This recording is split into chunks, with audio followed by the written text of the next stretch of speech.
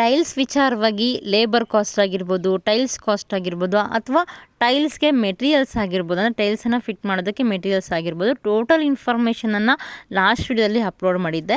ನಿಮಗೆ ಆ ವಿಡಿಯೋ ಬೇಕಾದರೆ ಹೊಸ್ದಾಗಿ ನೋಡ್ತಿದ್ರೆ ಬೇಕಾದರೆ ಐ ಕಾರ್ಡಲ್ಲಿ ವಿಡಿಯೋ ಹಾಕಿರ್ತೀನಿ, ಚೆಕ್ ಮಾಡಿ ಆಯಿತಾ.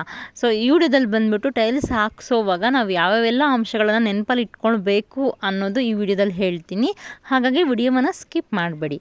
ಹಾಯ್ ಫ್ರೆಂಡ್ಸ್, ಎಲ್ಲರೂ ಹೇಗಿದ್ದೀರಾ? Welcome back to our channel Yogakshalakshmi village life. So ಇದು ಕೂಡ ಕನ್ಸ್ಟ್ರಕ್ಷನ್ ರಿಲೇಟೆಡ್ ವಿಡಿಯೋ ಆಗಿರುತ್ತೆ. ಹಾಗಾಗಿ ಯಾರು ಫಸ್ಟ್ ಟೈಮ್ ವಿಡಿಯೋ ನೋಡಿದ್ರೆ ಪ್ಲೀಸ್ ಸಬ್ಸ್ಕ್ರೈಬ್ ಮಾಡ್ಕೊಳ್ಳಿ, ಹಾಗೆ ವಿಡಿಯೋಗೊಂದು ಲೈಕ್ ಮಾಡಿ. ಸೊ ನನ್ನ ಚಾನಲಲ್ಲಿ ಬೇಸ್ಮೆಂಟಿಂದ ಅಂದರೆ ಭೂಮಿ ಪೂಜೆಯಿಂದ ಫುಲ್ ಇಲ್ಲಿ ತನಕ ಏನೆಲ್ಲ ಕೆಲಸ ಆಗಿದೆಯಲ್ಲ ಅದೆಲ್ಲ ಇನ್ಫಾರ್ಮೇಷನನ್ನು ನಾನು almost step by step my own experience upload ಮಾಡಿದ್ದೀನಿ. ಹಾಗಾಗಿ ನಿಮಗೂ ಕೂಡ ಒಂದಷ್ಟು ಐಡಿಯಾಗಳು ಬರುತ್ತೆ. ನಿಮಗೆ ಬೇಕಾದರೆ ಚಾನಲಲ್ಲಿ ಬೇಕಾದಷ್ಟು ವಿಡಿಯೋಗಳಿದೆ ಕನ್ಸ್ಟ್ರಕ್ಷನ್ ರಿಲೇಟೆಡ್, ಹೋಗಿ ನೋಡಿ ಆಯಿತಾ.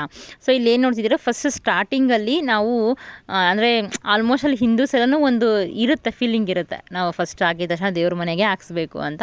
ಸೊ ಅದೇ ರೀತಿ ನಾನು ಫಸ್ಟ್ ದೇವ್ರ ಮನೆಗೆ ಹಾಕ್ಸಿದ್ದು. ದೇವ್ರ ಮನೆ ಆದಮೇಲೆ ಫ್ರಂಟ್ ವಾಲ್ ಟೈಲ್ಸ್ ಹಾಕ್ಸ್ತಾ ಇದ್ದೀವಿ. ಯಾಕೆ ಅಂದರೆ ಇಲ್ಲಿ ಒಬ್ಬರೇ ಇದ್ದಿದ್ದು ಲೇಬರು, ಹಾಗಾಗಿ ಇದು ಫಸ್ಟ್ ಚಿಕ್ಕ ಟೈಲ್ಸ್ ಅಲ್ವಾ, ಹಾಕ್ಕೊಂಬಿಡೋಣ ಅಂತ ಅವ್ರು ಹಾಕ್ತಾಯಿದ್ರು.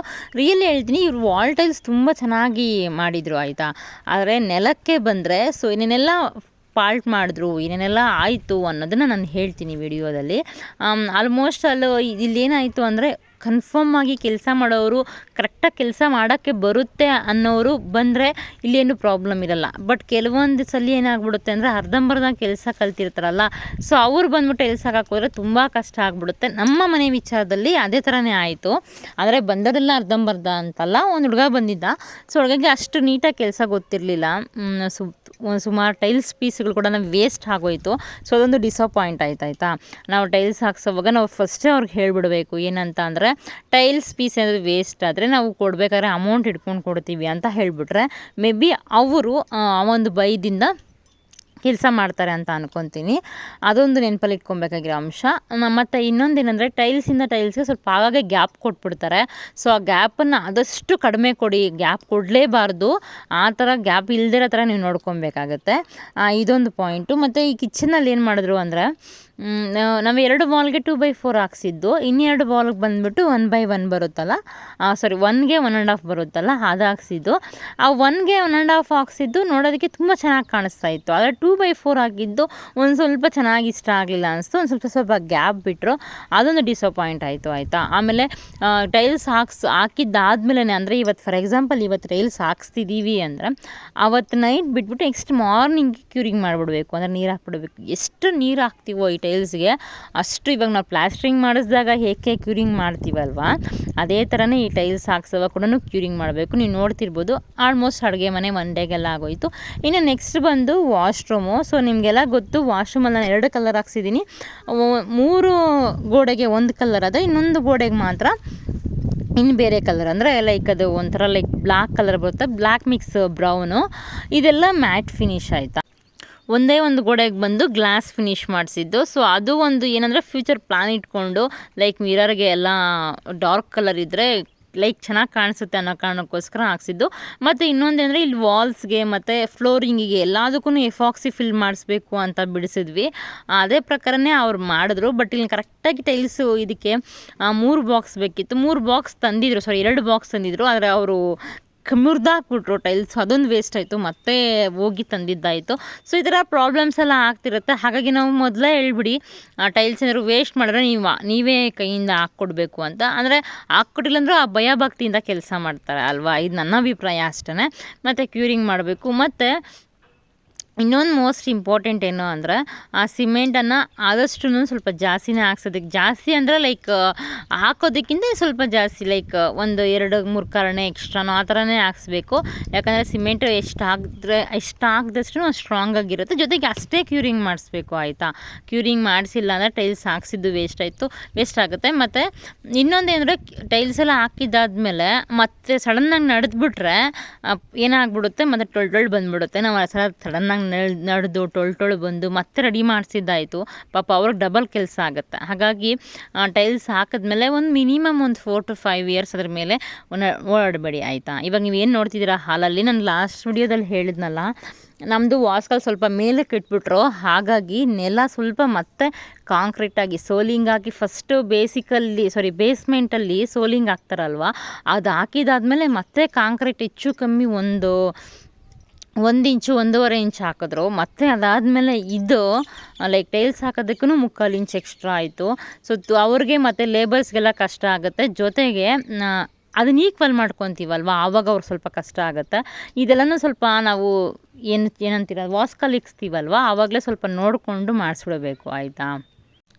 ಮತ್ತು ಈ ಟೈಲ್ಸ್ ಹಾಕ್ಸೋವಾಗ ನಾವು ಎಷ್ಟು ಜೋಪಾನವಾಗಿದ್ರೂ, ಎಷ್ಟು ಕ್ಲೀನಾಗಿ ಹಾಕ್ಸ್ತೀವಿ ಅಂದ್ರೂ ನಿಜವಾಗ್ಲೂ ಒಂದು ಎಡವಟ್ಟು ಹಾಗೇ ಆಗುತ್ತೆ. ಅದರಲ್ಲೂ ಈ ರನ್ನಿಂಗ್ ಸ್ಕ್ವೇರ್ ಫೀಟ್ ಬರುತ್ತಲ್ಲ, ಸೊ ಅಲ್ಲಿ ಮಾತ್ರ ಒಂದೊಂದ್ಸಲ ಬಿಟ್ಟಿರ್ತಾರೆ. ನಾವು ಅಲ್ಲೆಲ್ಲ ನೋಡಿಕೊಂಡು ನೀಟಾಗಿ ಮಾಡಿಸ್ಬೇಕು. ಮತ್ತು ಇನ್ನೊಂದು ಪಾಯಿಂಟ್ ಏನಂದರೆ, ಅಮೌಂಟ್ ಕೊಡೋ ವಿಚಾರದಲ್ಲಿ ಎಲ್ಲ ಅಮೌಂಟನ್ನು ಒಂದೇ ಸಲ ಕೊಡೋಕೆ ಹೋಗ್ಬಿಡಿ. ಒಂದು ಫಾರ್ ಎಕ್ಸಾಂಪಲ್ ಇವಾಗ ವಾಲ್ ಟೈಲ್ಸ್ಗೆಲ್ಲ ಹಾಕಿದ್ಮೇಲೆ ಒಂದು 10,000, ಆಮೇಲೆ ಒಂದು 5,000, ಈ ಥರ ಸ್ವಲ್ಪ ಇನ್ಸ್ಟಾಲ್ಮೆಂಟ್ ಥರ ಕೊಡಿ. ಯಾಕಂದರೆ ಒಂದೇ ಸಲ ಕೊಟ್ಟರೆ ಅವ್ರು ಕೆಲಸ ಮಾಡಲ್ಲ, ಜೊತೆಗೆ ಯಾರು ಏನು ಎತ್ತ ಅಂತ ಗೊತ್ತಿರೋದಿಲ್ವಲ್ಲ, ಹಾಗಾಗಿ ಯಾಮಾರಿಸೋ ಚಾನ್ಸಸ್ ಜಾಸ್ತಿ ಇರುತ್ತೆ. ಹಾಗಾಗಿ ಅಮೌಂಟನ್ನು ಆಗಾಗ ಕೆಲಸ ಹೇಗೆ ನಡೀತಿದೆಯೋ ಅದ್ರ ಮೇಲೆ ನೀವು ನಿಮ್ಮ ಕಡೆ ಇಟ್ಕೊಬೇಕು. ಕೊನೆಯದಾಗಿ ಇನ್ನು ಕೆಲಸ ಎಲ್ಲ ಆದಮೇಲೆ ಒಂದು 5,000 ಅಥವಾ 6,000 ನಿಮ್ಮ ಕಡೆ ಇಟ್ಕೊಂಡು ಕೆಲಸ ಮಾಡಿಸೋದು ತುಂಬ ಒಳ್ಳೆಯದು. ಸೊ ನಾನು ಅದೇ ಥರನೇ ಕೊಟ್ಟಿದ್ದು, ಹಾಗಾಗಿ ಅದೇ ಥರನೇ ನಿಮ್ಗೆ ಹೇಳ್ತಿದ್ದೀನಿ ಆಯಿತಾ. ಎಲ್ಲ ಒಂದೇ ಸಲ ಕೊಟ್ಟು, ಯಾಕಂದರೆ ಬಿಲ್ಡಿಂಗ್ ಕಟ್ಸೋ ವಿಚಾರದಲ್ಲಿ ಬಿಲ್ಡಿಂಗ್ ಕಾಂಟ್ರಾಕ್ಟರ್ಗೆ ಅಷ್ಟೇ ಅಮೌಂಟ್ ಕೊಟ್ಟು ಕೆಲವೊಂದು ಸಲ ಕೈ ಕೊಟ್ಟು ಓಡೋಗಿರೋ ಚಾನ್ಸಸ್ ತುಂಬ ಇದೆ. ಎಕ್ಸ್ಪೆಷಲಿ ನಮಗೂ ಕೂಡ ಆ ಥರ ಆಯಿತು. ಅದಕ್ಕೆ ಹೇಳ್ತಿದ್ದೀನಿ, ಅಮೌಂಟ್ ವಿಚಾರದಲ್ಲಿ ಜಾಸ್ತಿ ಅಮರಕ್ಕೆ ಹೋಗ್ಬಿಡಿ. ಇನ್ನು ಇದು ಬಂದು ಫ್ಲೋರಿಂಗಿಗೆ, ವಾಶ್ರೂಮ್ಗೆ ಸೇಮ್ ಫ್ಲೋರಿಂಗ್ ವಾಲ್ಗೆ ಏನಿದೆಯಲ್ಲ ನೆಲಕ್ಕೂ ಕೂಡ ಅದೇ ಸೇಮ್ ಅದೇ ಥರ ಹಾಕ್ಸ್ಬಿಟ್ಟಿದ್ದೀವಿ. ಮತ್ತು ಇನ್ನೊಂದೇನು ಅಂದರೆ, ಒಂದೇ ಒಂದು ಬಾಕ್ಸ್ ಬೇರೆ ಬಂದುಬಿಟ್ಟಿತ್ತು, ಬಟ್ ಅದನ್ನ ಎತ್ಕೊಂಡೋಗಿ ರಿಟರ್ನ್ ಕೊಟ್ಟು ತರೋ ಅಷ್ಟು ಪೇಷನ್ಸ್ ಇರಲಿಲ್ಲ. ಅದಕ್ಕೆ ಅದನ್ನು ಸ್ಟೋರ್ ರೂಮ್ಗೆ ಹಾಕ್ಸ್ಬಿಟ್ವಿ. ಆದಷ್ಟು ಟೈಲ್ಸನ್ನು ಪರ್ಚೇಸ್ ಮಾಡಬೇಕಂದ್ರೆ ಸ್ವಲ್ಪ ಹತ್ರದಲ್ಲಿರ್ತಕ್ಕಂಥ ಅಂಗಡಿಗಳಿಗೆ ಹೋಗೋದೇ ಬೆಸ್ಟ್ ಅನಿಸುತ್ತೆ. ಯಾಕಂದರೆ ಅಲ್ಲಿಂದ ಡೆಲಿವರಿ ಚಾರ್ಜಸ್ಸು ನಾವೇ ಡೆಲಿವರಿ ಚಾರ್ಜಸ್ ಮಾಡಿ ಇಟ್ಕೊಳ್ಳೋಂಗಿದ್ರೆ ದುಡ್ಡು ಜಾಸ್ತಿ ಆಗಿಬಿಡುತ್ತೆ.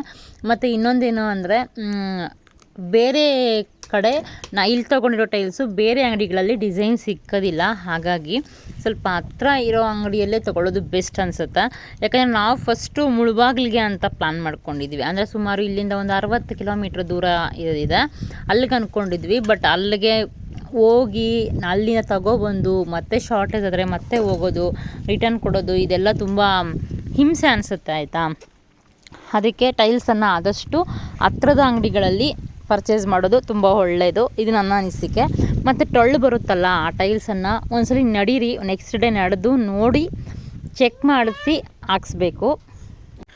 ಮತ್ತು ಫಸ್ಟೇ ಎಲ್ಲೆಲ್ಲಿ ಗ್ರಾನೈಟನ್ನು ಹಾಕ್ಸ್ಬೇಕು ಅಂತ ಡಿಸೈಡ್ ಮಾಡಿಕೊಂಡು ಟೈಲ್ಸ್ ಹಾಕ್ಸೋದು ತುಂಬ ಒಳ್ಳೆಯದು.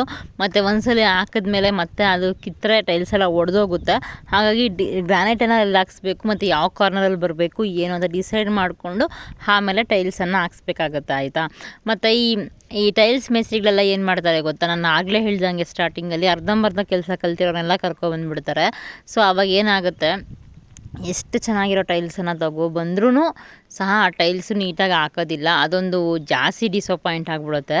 ಯಾಕಂದರೆ ನಾವು ಮನೆ ಕಟ್ಟೋದು ಲೈಫಲ್ಲಿ ಒಂದೇ ಸಲ, ಮತ್ತು ಅದು ಈ ಥರದ ವಿಚಾರಗಳೆಲ್ಲ ಆಗಿಬಿಟ್ರೆ ಮತ್ತೆ ಇನ್ನೂ ಬೇಜಾರು ಅದರಲ್ಲೂ. ಮತ್ತು ಇನ್ನೊಂದು ಏನು ನೆನಪಲ್ಲಿ ಇಟ್ಕೊಬೇಕಾಗಿರ್ತಕ್ಕಂಥ ಅಂಶ ಏನಪ್ಪ ಅಂದರೆ, ವಾಟ. ಯಾರು ಮನೇಲಿ ಈಗಿನ ಕಾಲದಲ್ಲಿ ಮನೆಗಳನ್ನು ಅಷ್ಟು ತೊಳೆಯೋದಿಲ್ಲ, ಆದರೆ ವರ್ಷಕ್ಕೊಂದ್ಸಲಿ ತೊಳೆದ್ರೂ ನೀರಿನ ವಾಟ ಕರೆಕ್ಟಾಗಿರಬೇಕು. ಎಲ್ಲ ನೀರಿನ ವಾಟ ಈಶಾನ್ಯ ಮೂಲೆಗಿರೋ ಥರನೇ ನೋಡ್ಕೊಬೇಕು. ಅವ್ರು ನಮ್ಮನ್ನು ಕೇಳ್ತಾರೆ. ಸೊ ಕೆಲವೊಬ್ರು ಕೇಳಲಿಲ್ಲ ಅಂದರೆ ನೀವೇ ಅಕಸ್ಮಾತ್ ಹೇಳಿ, ನೀರೆಲ್ಲ ಕೂಡ ಈಶಾನ್ಯ ಮೂಲೆಗೆ ಬರಬೇಕು. ಮತ್ತು ಕೆಲವೊಂದು ಟೈಲ್ಸ್ಗಳು ಬೆಂಡಿರುತ್ತೆ, ಆಲ್ಮೋಸ್ಟಲ್ಲಿ ಇರೋದಿಲ್ಲ, ಬಟ್ ಮ್ಯಾಕ್ಸಿಮಮ್ ಇರೋದಿಲ್ಲ, ಬಟ್ ಒಂದೆರಡು ಇರುತ್ತೆ. ಆ ಬೆಂಡಿರ್ತಕ್ಕಂಥ ಟೈಲ್ಸನ್ನು ಹಾಕ್ಸೋಕೆ ಹೋಗ್ಬೇಡಿ ಆಯಿತಾ. ಅವರು ಅಕಸ್ಮಾತ್ ಏನಾದ್ರು ಸಪ್ರೇಟ್ ಇಕ್ಬಿಡಿ ಅಂದರೆ ದಯವಿಟ್ಟು ಇಟ್ಬಿಡಿ, ಇಲ್ಲ ಹಾಕಿ ಹಂಗೆಲ್ಲ ವಾದ ಮಾಡೋಕ್ಕೆ ಹೋಗಬೇಡಿ. ಇದಿಷ್ಟು ಟೈಲ್ಸ್ ಬಗ್ಗೆ ಇರ್ತಕ್ಕಂಥ ಇನ್ಫಾರ್ಮೇಷನ್ನು, ಕಾಮನ್ ಇನ್ಫಾರ್ಮೇಷನ್ ಅಷ್ಟೇ. ಕೆಲವರೆಲ್ಲ ಕಿಚನ್ಗೆ ಮ್ಯಾಟ್ ಫಿನಿಶ್ ಹಾಕ್ಸ್ತಾರೆ, ಅದು ಅವ್ರವ್ರ ಚಾಯ್ಸ್ ಆಯಿತಾ. ಮ್ಯಾಟ್ ಫಿನಿಶ್ ಹಾಕ್ಸಿದ್ರೆ ಚೆನ್ನಾಗಿರುತ್ತೆ, ಬಟ್ ಕೆಲವೊಬ್ಬರೆಲ್ಲ ಇಷ್ಟಪಡೋದಿಲ್ಲ. ಇದಿಷ್ಟೂ ಟೈಲ್ಸ್ಗೆ ಸಂಬಂಧಪಟ್ಟಂತೆ ನನಗೆ ಗೊತ್ತಿರ್ತಕ್ಕಂಥ ಇನ್ಫಾರ್ಮೇಷನ್ನ, ಮತ್ತು ನಾವು ಯಾವುದ್ರ ಬಗ್ಗೆ ವಿಚಾರಿಸ್ಕೊಂಡ್ವಿ, ಶೇರ್ ಮಾಡ್ಕೊಂಡ್ವಿ ಅನ್ನೋದು ಗೊತ್ತಿರ್ತಕ್ಕಂಥ ವಿಚಾರಗಳನ್ನು ನಾನು ಅಷ್ಟೇ ಹೇಳ್ತಿದ್ದೀನಿ.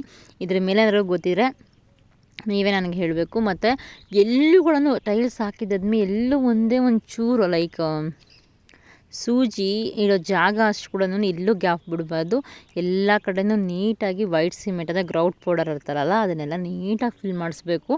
ಇಲ್ಲ ಅಂದರೆ ಫ್ಯೂಚರಲ್ಲಿ ಇರುವೆಗಳು ಬಂದು ಆ ಇರುವೆಗಳಿಂದ ಮತ್ತೆ ಆ ಟೈಲ್ಸಲ್ಲೆಲ್ಲ ಇದಾಗಿ ಒಳಗಡೆ ಸೇರಿಕೊಂಡು ಸೊ ಡ್ಯಾಮೇಜಸ್ ಆಗೋ ಚಾನ್ಸಸ್ ತುಂಬ ಇರುತ್ತೆ.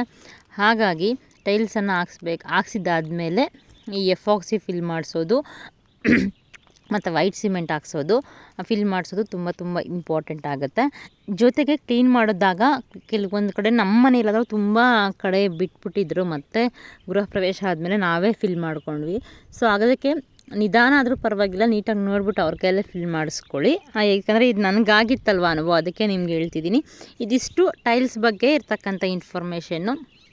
ಟೈಲ್ಸ್ ಎಲ್ಲ ಆಗಿದ್ದಾದಮೇಲೆ ವಿಡಿಯೋ ಮಾಡಲಿಕ್ಕಾಗಲಿಲ್ಲ, ಯಾಕಂದರೆ ಇನ್ನು 3-4 ದಿನ ಇತ್ತು ಅಷ್ಟೇ ಗೃಹ ಪ್ರವೇಶಕ್ಕೆ. ಎಲ್ಲ ಬೇಗ ಮಾಡಿಸಿದ್ದಾಯಿತು. ಯಾಕಂದರೆ ಮತ್ತು ಧನುರ್ಮಾಸ ನಡೀತಿದೆಯಲ್ಲ, ಮತ್ತೇನು ಫೆಬ್ರವರಿ ತನಕ ಟೈಮ್ ಇರೋದಿಲ್ಲ ಅನ್ನೋ ಕಾರಣಕ್ಕೋಸ್ಕರ ಎಲ್ಲ ಬೇಗ ಆಗೋಯಿತು.